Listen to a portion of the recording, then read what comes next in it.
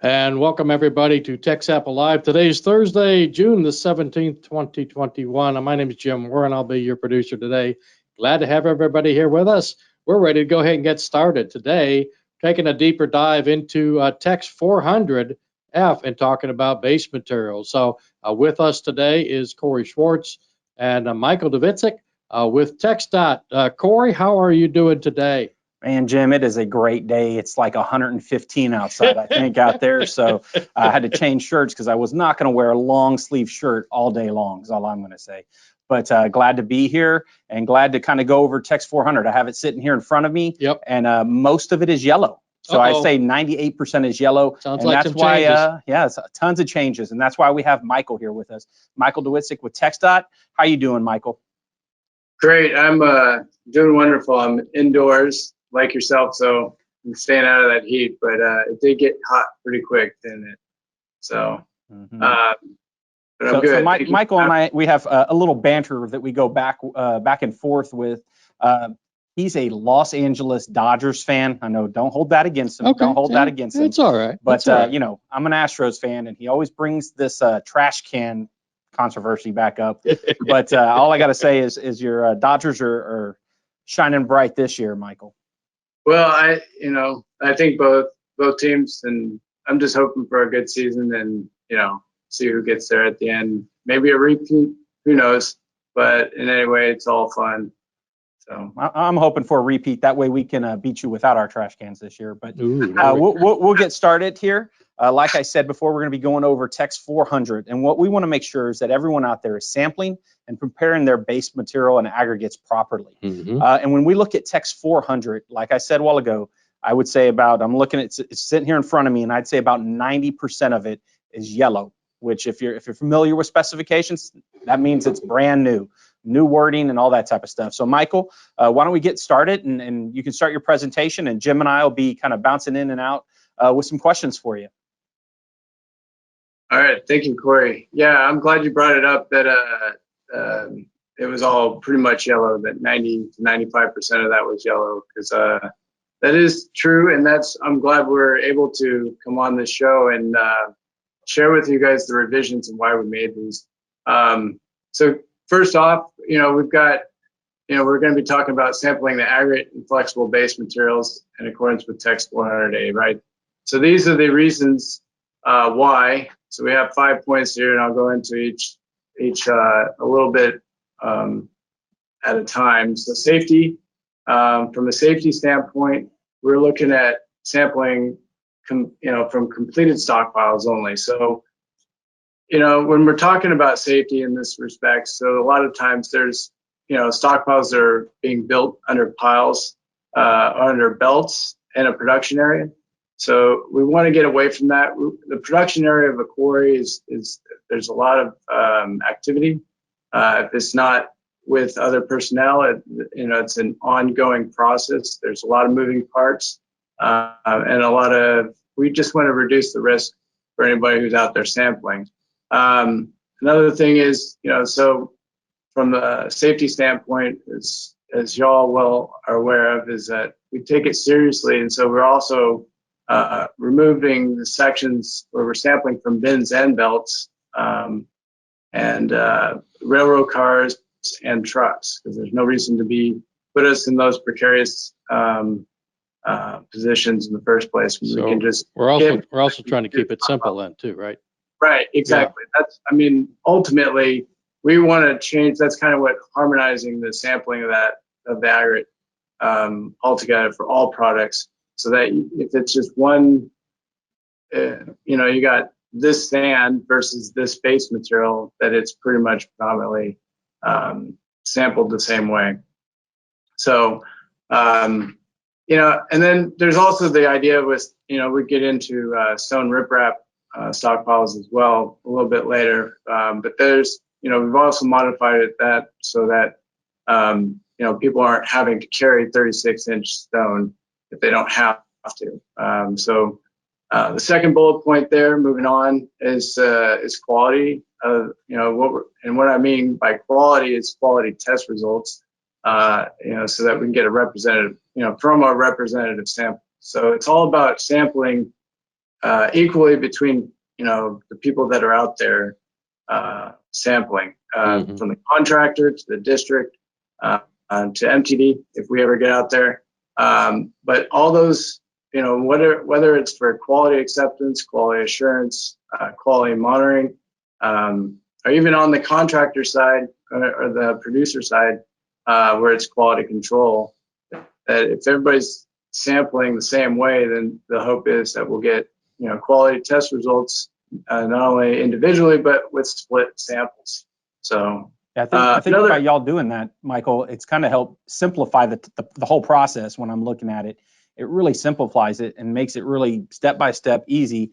So no matter what type of material, it makes it easy for a contractor to sample it or a producer the same way that TxDOT does, and kind of gets us all on the same page. That's right. And that's exactly right. Really the simplification of this, because, when we talk about the headers that were on the old one, they were kind of, what is meant by coarse and fine stockpiles, right? I mean, that could be anything really, as long as it's got coarse and fine, and it's not well defined as far as what is coarse and what is fine. Although generally speaking, we do understand that. We just, in some cases, it needs to be, defined. Yeah. Anyway, so then we also moved the sample size table to the first page. We kind of modified it, and we included a little bit of what you have in there for the base material and how much you need, 400 pounds of material for each of that. So then the current equipment is the next bullet point with the procedures.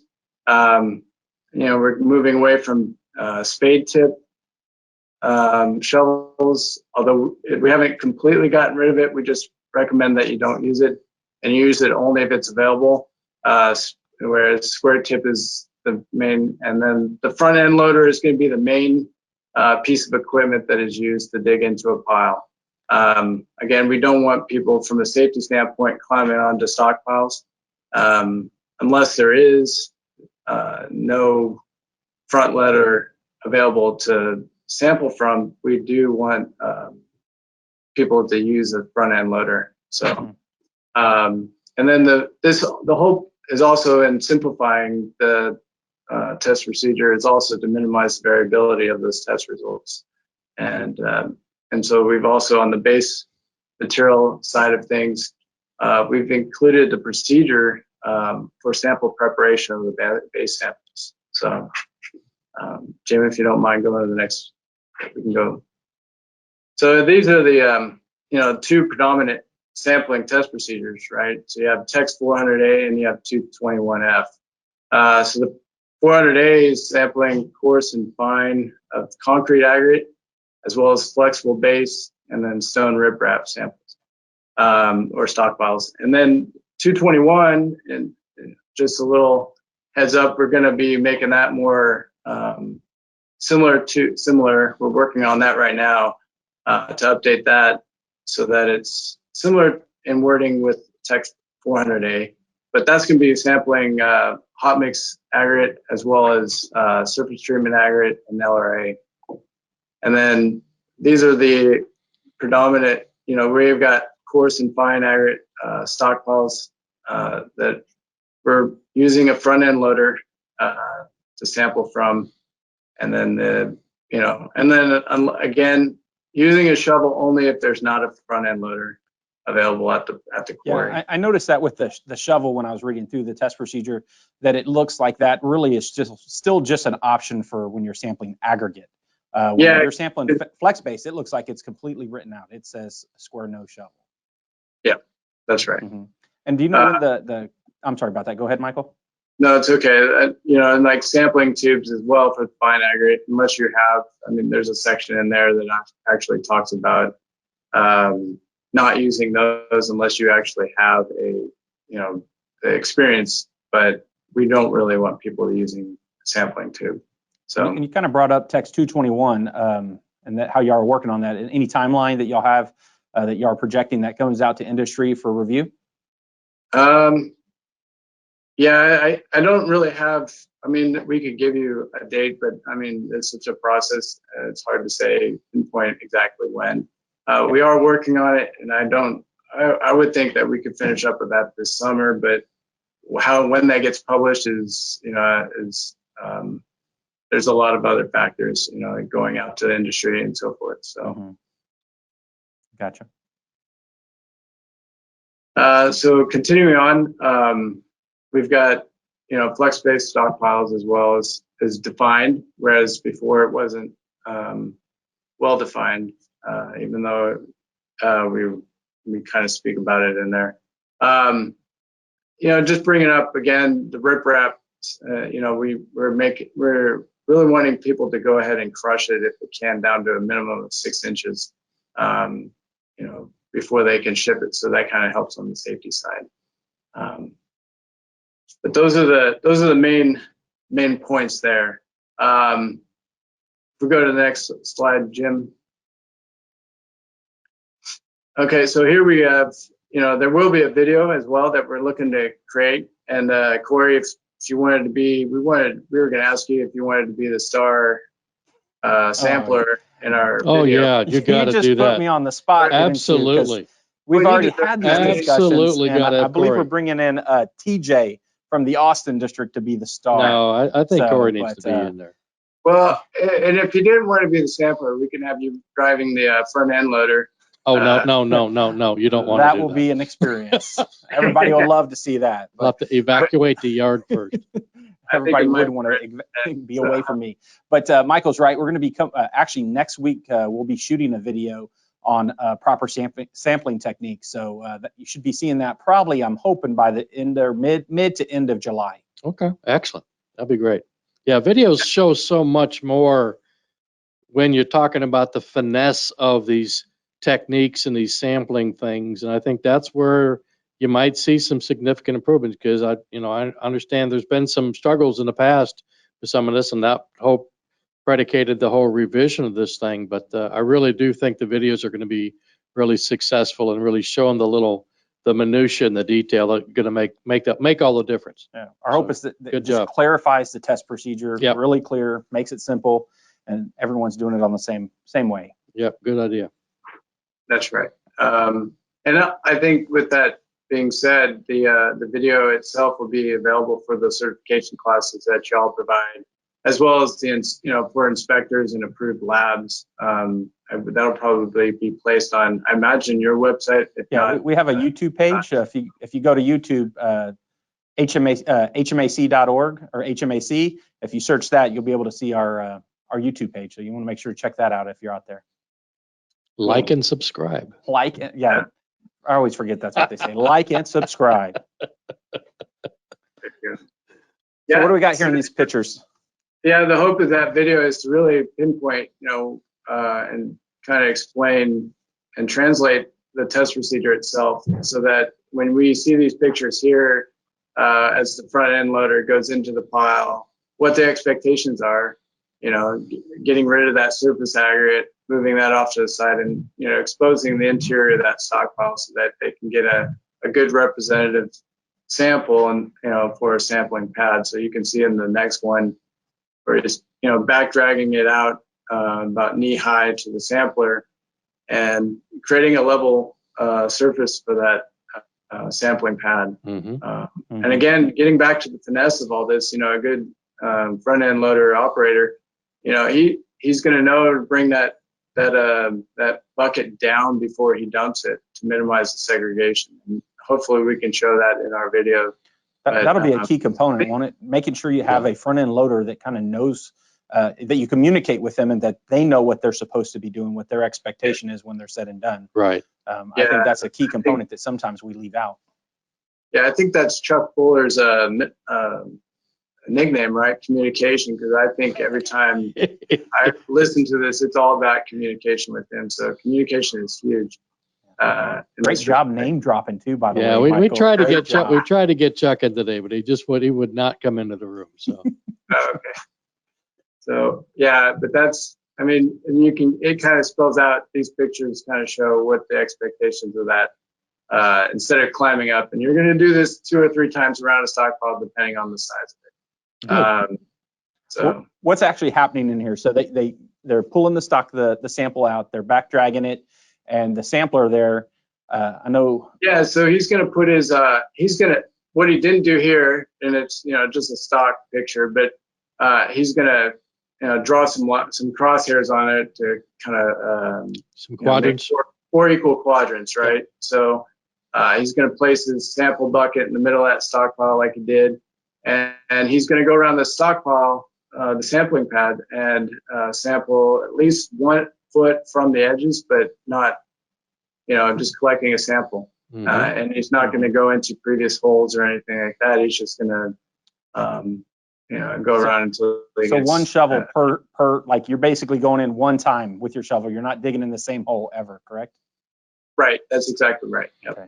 I think it begs the discussion that, we're talking about, thousands of tons of material here, and we're trying to get, maybe 20, 30, 50 pounds of material to get a representative sample. So all these little bitty details make a huge difference when you're trying to maintain a representative sample. And I applaud all you guys for doing that, because it's exactly what we need to do. Is we got to make sure we're representing the pile. If somebody just scoops off the edge of the pile, or they don't get a good sample, you're going to go ahead and do all the results. You're going to do all the testing, and you're going to come up with a result that does not represent what's in the pile. And so we may be, failing material that needs to be passed because we got a bad sample, or even vice versa. So we just got to do the right thing. So I applaud you guys for pushing ahead on this. So Michael, I just want to clarify. You said these are stock images, because I was thinking that was you, and all that blue there, Dodger blue. I was thinking here we that go was again. You. No, I actually have a better vest than that. It's got long, it comes with brighter colors so I can be seen. And, oh, you mean it has that astro orange color? I gotcha. Oh, there we go. I think that's a dull color. Okay, we'll get moving on before I get roasted. Next slide. There we go. No love lost here. Yeah, so here this is also the video will contain how to sample flexible base material too, which is going to be very similar. There's not going to be all that much difference. It'll be exactly the same, except when you come up to those the stockpile, it's going to be predetermined where those 4 points are. Okay. And so I think it even describes that if you can't get around the entire stockpile, that you're picking 4 locations equidistant from each other, so that you're representative of that whole pile. Good. So, yeah. So what's this image one? The one for me on my left. What's that image showing us? Okay, so from left to right, this is where the front end loader has already excavated into the heart of that stockpile at that point, and he's excavated away the surface aggregate, and then he's created a sample pad.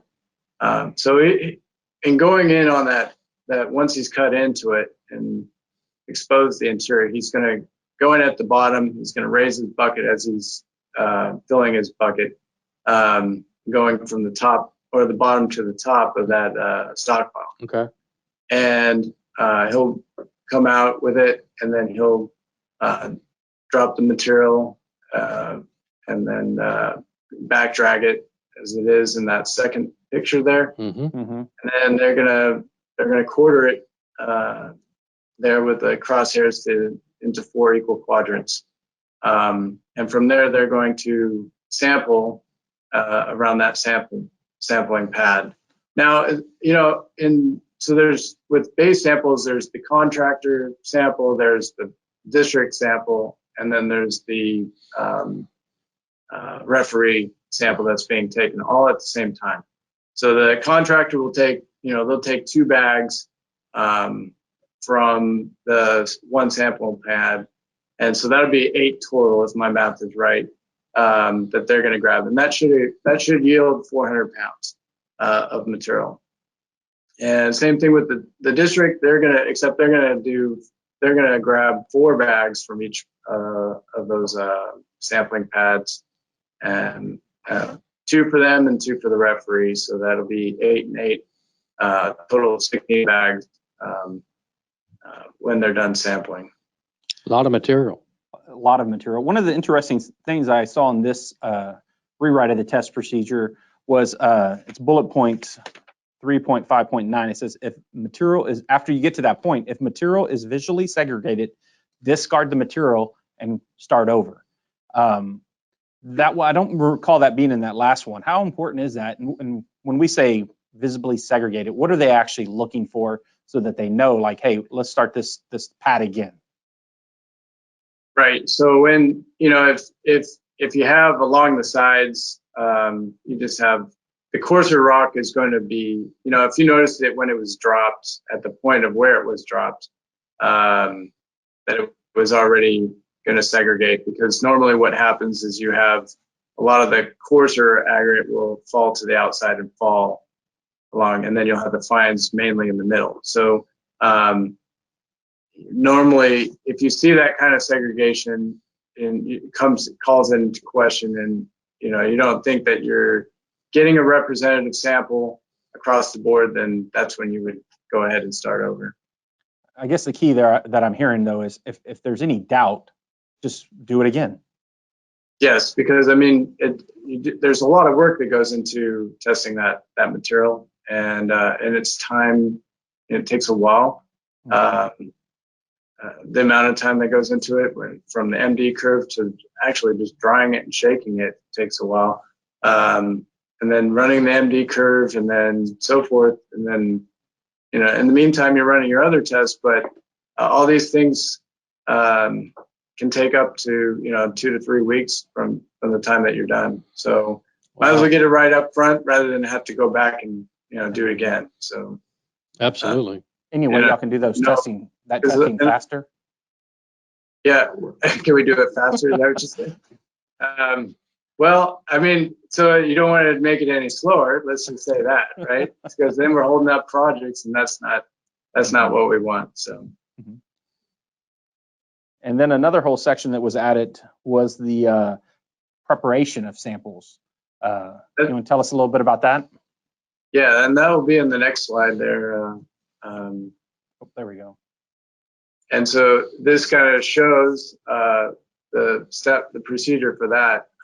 So from left to right, you have the technician. Once they get the material, they're going to empty all 8. They're going to, either on the clean floor or on a tarp, they're going to empty all 8 bags. Then once they do that, then they'll just go ahead and mix it around thoroughly. Michael, real quick, just to interrupt you, do you do this before the material is dried back, or do you dry the material back first? Well, we do this before we dry the material back. Okay. So the idea is that, because if you're running PIs and gradation, it's all going to be on 140 oven. Whereas 113, 116, and your strength is going to be coming from a 230 oven.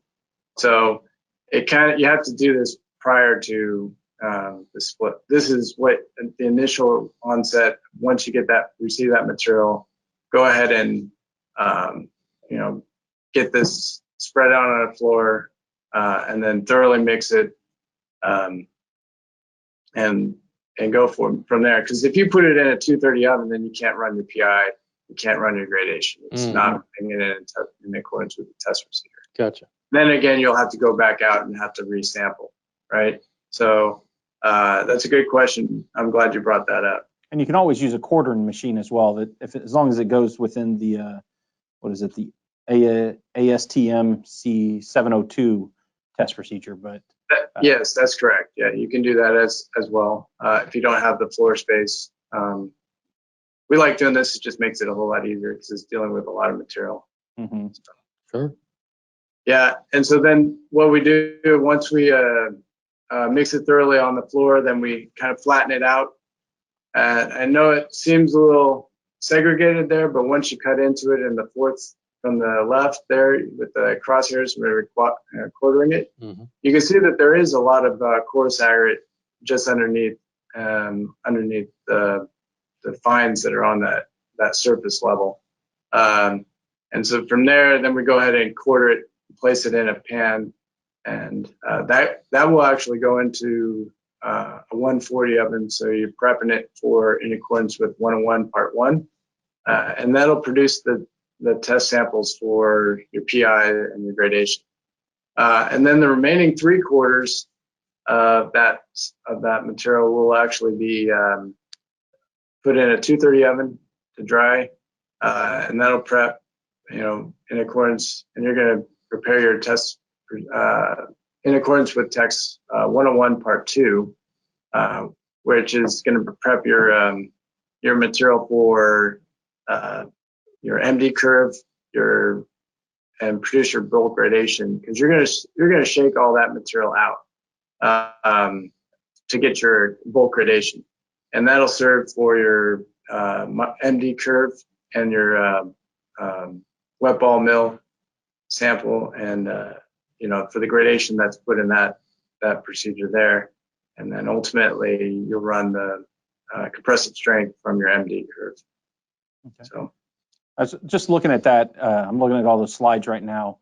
When you're mixing that, like, how long are you actually mixing it? Like, how long do you want to turn that over into each other? Is it just 5 minutes, or is it just to visual? Well, it's visual. Obviously, I mean, it's going to be that. It's hard to say, because gradations can change. Sometimes they're coarser, sometimes they're finer. But it's all based on the technician and his ability to just, see it as being thoroughly mixed, where you have even amounts of coarse and fine throughout what he's seeing there. And so you'll just go around. It's kind of like a unit weight test, where, I don't know if you're familiar with that one, where you pour in your sample onto the ground, and then you go around the little pile there, and you shovel from the outside and pour it in the middle, but then kind of idea. But you're just mixing that material to get it to a uniform state. So you might have to go around 3 or 4 times, but eventually it does become uniform. And if I remember right, we're going to be shooting a video on this one as well. Is that correct? Sure, we can put you as the person who's shoveling. Let's put the guy that's never done it. Yeah, I want to see that. Even if it's just outtakes, then you get a real guy to do it that knows what they're doing. Yeah, there you go. We could have outtakes. I am a joker. So it sounds like you guys have done a lot of work to try to get things sorted out and cleaned up and consolidated to try to really improve this issue. Obviously, all the work that you've described it, and you've already mentioned it, all the work that's done after the sample is taken is a tremendous amount of effort. And so we've got to make sure we've got a good sample going in. And we talk about that, all the time, whether it's an asphalt sample or an aggregate sample or a base sample or whatever, is we've got to have good samples, and there's no shortcut to that point, because after it, you just don't know what you got. So you gotta have the confidence, I guess, and everybody has to have the confidence to make sure that those are representative samples going into the system. So when we're looking at the results, we really can make some good judgments on that's based on what's really in the pile. Yeah, absolutely. So Michael, we thank you for joining us today, and we will be seeing you in the videos that you will be the main actor in coming up shortly. But again, we just thank you. And before we go, if there was anything in regards to sampling and proper technique or preparation, is there anything that you would like everyone, like a final thought that you'd want everyone to kind of hold on to as they move on to their week? If you have any questions whatsoever, just give me a call. Honestly, it's worth, just like what Jim was saying, if you don't sample correctly, your results are not going to be quality. And that's really ultimately what we're trying to get here. And hopefully we simplified it to get to that point. Yeah, I agree. You don't want to fall 3 weeks behind because you have to go resample and all those type of things. So that's right. Thanks for joining us today. Glad to have everybody here. In the meantime, be safe ever forward, everybody. And let's go make some good asphalt. Take care, everybody.